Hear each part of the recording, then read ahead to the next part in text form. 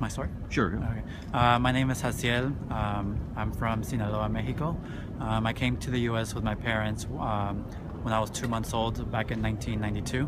I grew up in Florida for the past 22 years, calling Florida my home.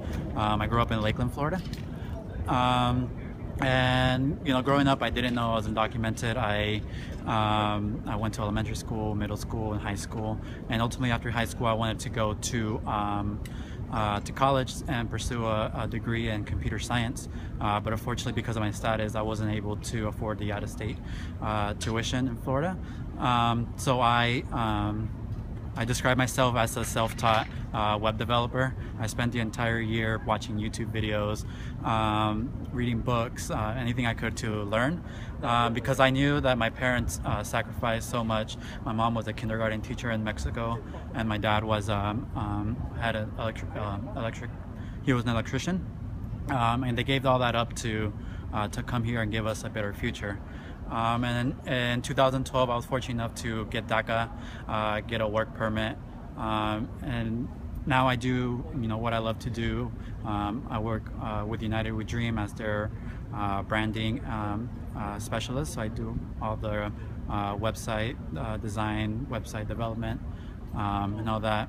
But even after DACA, I saw that my parents, still lived with that fear that, they would drive my little sisters, who are U.S. citizens, to school, not knowing if that was going to be the day that, they were going to be pulled over for driving without a license, being separated from my little sisters and us.